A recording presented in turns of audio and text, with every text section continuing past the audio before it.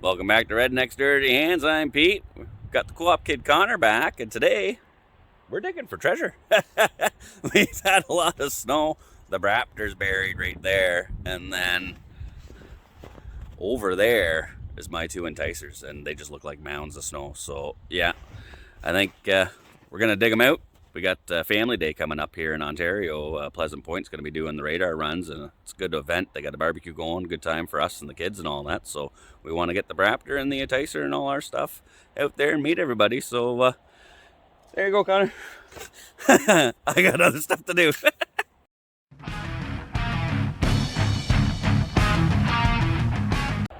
So it was pretty easy to find the Raptor. But I mean, you gotta be like, where's Waldo with the two Enticers? Because it's just like, oh, nice little hump there. Oh, yeah, I can see the handlebar there. There's the one Enticer. So that's quite a bit of snow, Connor. I hope you're up to the task. See what we can do. Trying to get everything ready for Family Day weekend. Get the trailer out and McLean's. He's on snow removal duty too. You're doing an excellent job. Anything for safety. We don't want to be going down the highway and all that stuff landing on our competitors, right? Connor back there shoveling out the Raptor. That's the only problem about living in Canada with the snow. Every day I'm shoveling. Good job, Connor. There it is. Kinda. See, it still has the wheels on it, so hopefully they'll roll no problem. Just hopefully it's not frozen to the ground. And just like that, see, it's good to have a young strapping fellow. He did a pretty good job digging these ones out. I knew they were in there somewhere, and that one's still got some beers in there. You can tell the Raptor's a Yamaha because you need a freaking tractor to move it.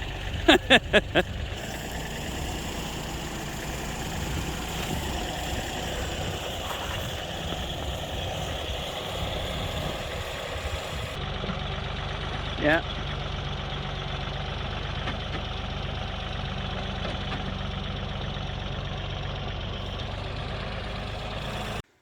All right, we got the Raptor in here. I totally forgot in the summertime we pulled the bolt and spacer out of the secondary there for JP's cross carts, so we got to find that.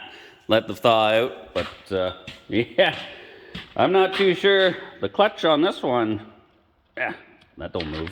And my other Enticer there, just like the ZRT 600, yeah, that's not moving either. So I'm hoping it's just frozen, but that's wishful thinking, I think. But we'll let them thaw out and see what happens. We'll let the warm air of the shop get at her. But yeah, that clutch is not moving. I think it's just the cable is frozen because I can reach down on the clutch thing here and I can move it a little bit. But when I pull the clutch lever, it doesn't move at all. And just from sitting in here just for a few minutes, she is already freeing up. So yeah, she just doesn't like being outside in the cold. Now, I can't believe it. It's been sitting out there for a long time and it was buried in snow. This thing here still, I turned the key on, the fan still works, and I mean the electric pump is still click-clacking, so this thing still has power. Let's try and start it. Now, normally I would use the Mopar brake clean to try and flame something up, but that stuff is back ordered and they have no idea when we're gonna get any more. So my buddy Jamie and Iron Equipment sent me a few cases of Clean Flow. I told him I'd give it a go and test it, see if it's any good. The only way we know it's good is if it'll fire a snowmobile up. I know this is technically a four-wheeler, but whatever.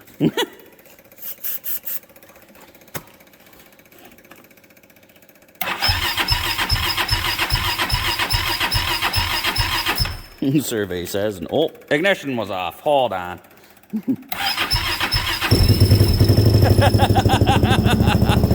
Like, and it's idling. That is just, that's awesome. And hey, Jamie, it'll start snowmobiles and four-wheelers. Good stuff. I can't believe that.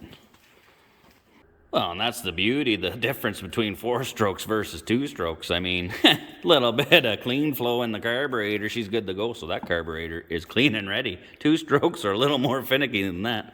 Although, I don't know, this stuff works pretty good, but clean flow kind of sounds more like a feminine hygiene commercial to me. All right, well, Connor took the handlebars off. We shortened the homemade bar riser. It was a little goofy before, so bring that down. Pull the spark plugs out of this guy and checking them. There's water in here, so that's not usually typically a good sign, but we'll see. It rolls over, so it's not so bad.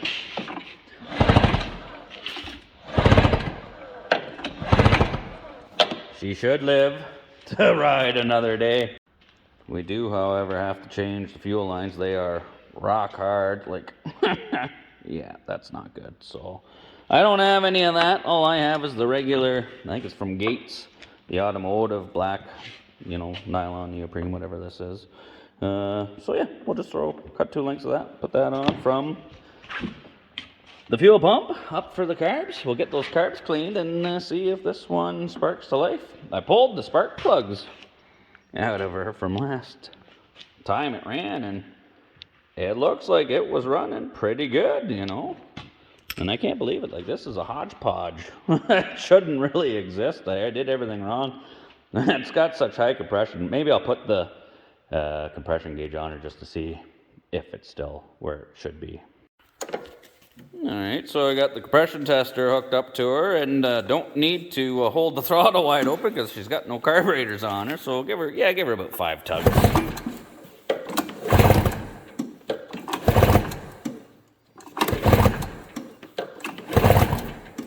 Ooh, give her a couple more. That's 150 at 5.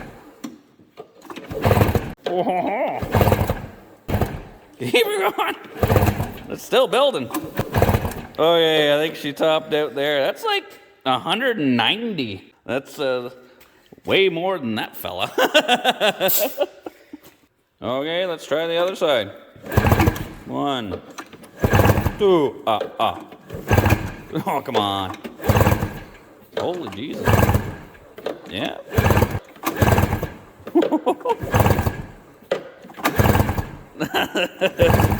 Nice one.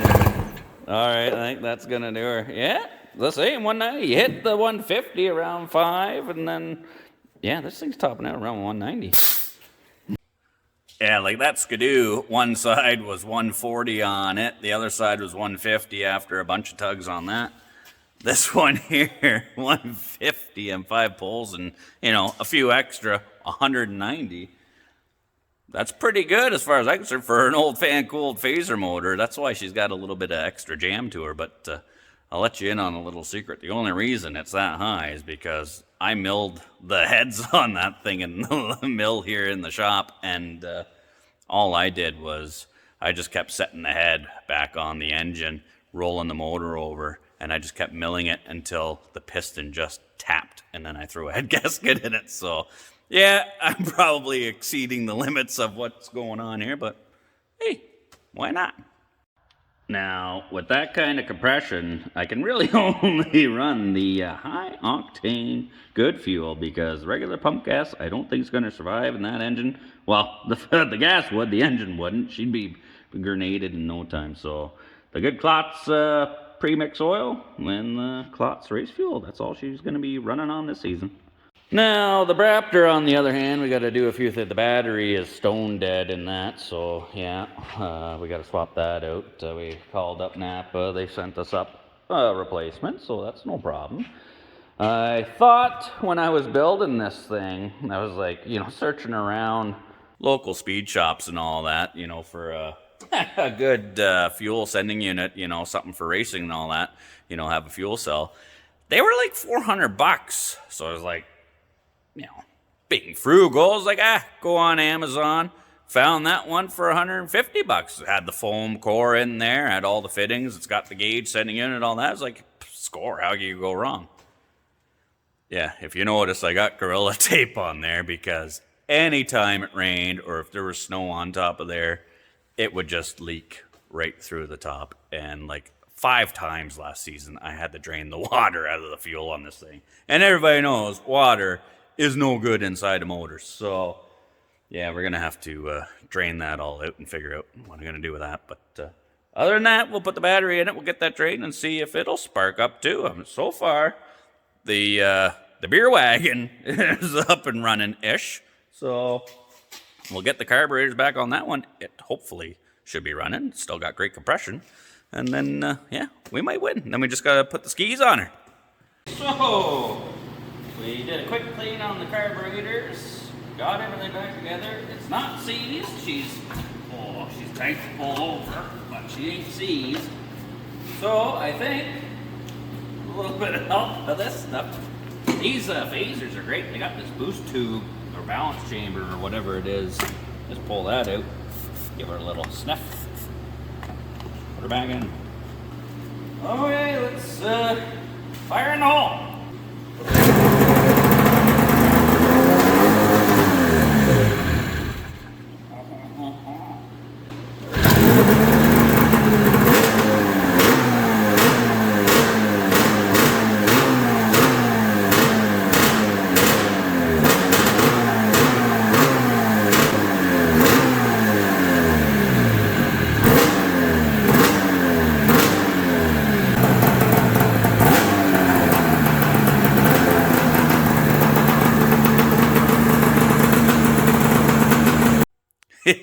I don't care who you are. I know it looks like a piece of crap, but it sounds frickin' awesome.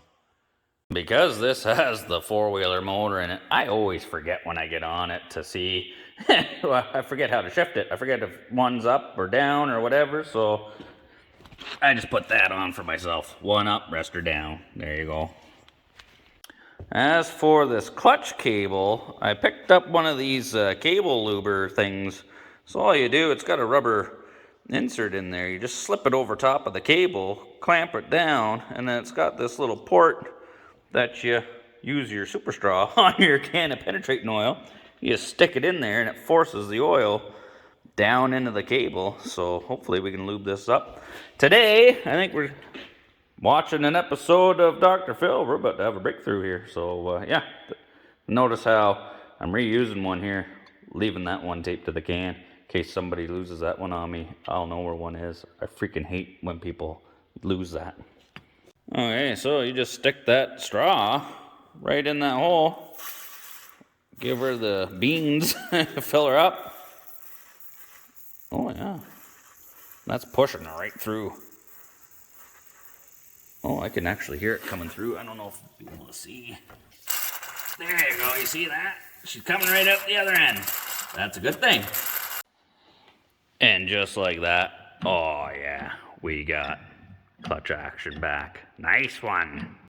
All right, so McLeansky came over, gonna give me a hand with the BRAAPTOR. Now, when I was drag racing Stoico there with his X3 in the summertime, I bent, like, let's get a proper look at that. Those are the bolts well, it's threaded rod, really, but I didn't have a bolt long enough for the back axle to hold. I cut a section of rail out of another snowmobile, raised it up so I could put 8-inch wheels on it. And the bolts need to be like 4.5 inches long, and I didn't have any, so I used that threaded rod. But the weight of this thing, and I think just the sheer factor of smoking Stoico there, bent the crap out of that, and it chucked both wheels right off the back. So upgraded to those grade 8 half-inch bolts. That was a 7/16 threaded rod. That's half-inch grade 8. So hopefully those ones won't bend. So we just got to get that back axle in there, just that track up, and this thing might be ready for a new pilot. All right, the BRAAPTOR is back up and going. We got the track tight, the wheels are back on. Got our logo on there, that's important. I put a new spring in the wastegate, so she should make well over 20 pounds of boost now. Whether that's a good thing or a bad thing, we don't know, but she's ready to go. Skis are on her, thanks to Connor. And now we gotta go to the Enticer. The seat hasn't fared too well. The Gorilla Tape's a perfect aftermarket seat recover, but it doesn't last long, so I got 2 more rolls. Fix that up. I just got to adjust the alignment on this. We pulled it by the ski hoop. I know one of you has commented, never pulled a snowmobile by the ski hoops. Yeah, we did, and I totally bent that tie rod. So we just got to do a quick tweak and alignment on that, and then we should be able to go for a rip. So we just got to give her a tweak. I'm just going to pry on the exhaust here a little bit. Put a block of wood in front of the pipe so the pipe don't move. Oh yeah, straighten her right out. Look at that. Good as new. Ordered a couple of rolls. They sent me half rolls from Amazon, but we got the new seat in a roll here. So just like back in the day, WWF, the Bushwhackers, we're about to tag team this seat.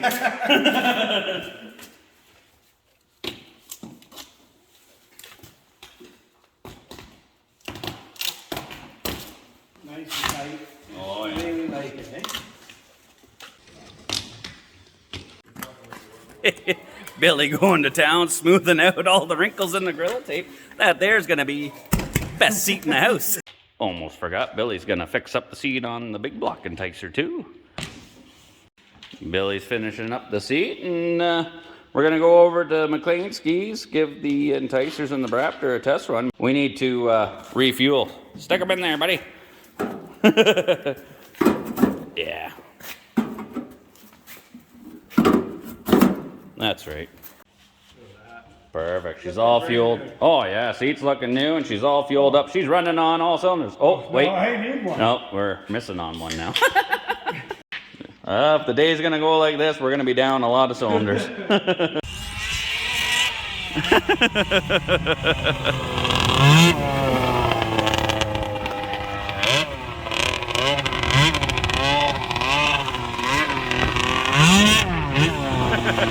Billy's giving her.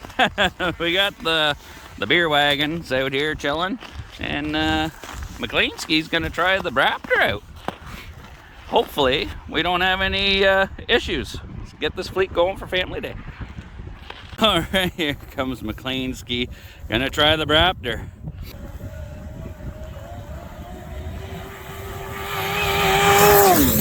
Holy! That was smoking. 71.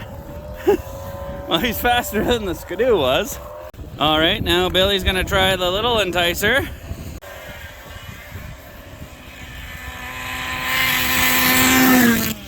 Ooh, 55. Not too bad. Could be a little faster. We'll have to do some tuning on that one. She sounds good though.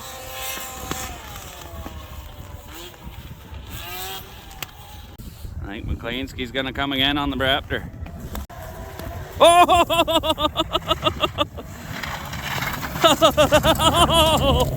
Those wheels went a-flying. What happened there?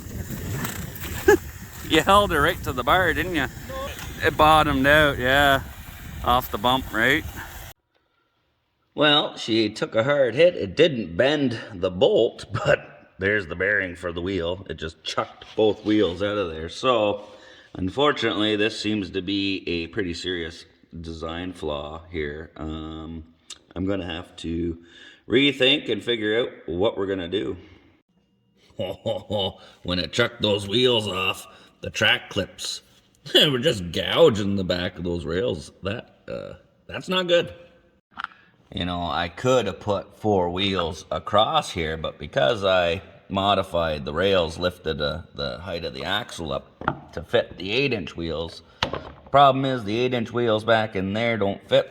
The suspension bar, when she squats down, hits the wheels, which is not a good thing. So, yeah, I got to, think I got to replace that skid. Put something else in there. I mean, it sucks that the wheels came off of that again, but I mean, hey, if you're not out breaking stuff, you're not trying hard enough. At least we got them all dug out, they're thawed out, took them for a bit of a test, and that's why you test and tune. You know, we got the skis on the BRAAPTOR, I put that heavier spring in the wastegate for the turbo. It's making tons of power, running great, but that back axle in it, just isn't working out. 2 wheels on the back of this thing isn't enough. This thing's way too heavy for that. So I'm going to have to, we only got a week until family day. So I'm going to have to find a different skid or redo the axle in the back so I can get 4 wheels across the back of it. And hopefully that'll help carry the load. The beer wagon is working okay. You know, she's nice low and slow cruising, but you know, that Enticer there wasn't getting any real crazy speeds or anything, but the jetting might be a little bit off. It was pretty cold yesterday, so it was kind of crackling. Down one way, it was poppy a little bit. Coming back the other way, it was sounding mint. So I'll get some jets and we'll play around with that. But yeah, hopefully next week, fingers crossed, we'll be good to go for family day. But as always, thanks for tuning in and watching. Hope you enjoyed the episode. And if you're not subscribed, please consider doing so. Helps us out. And as always, take her easy.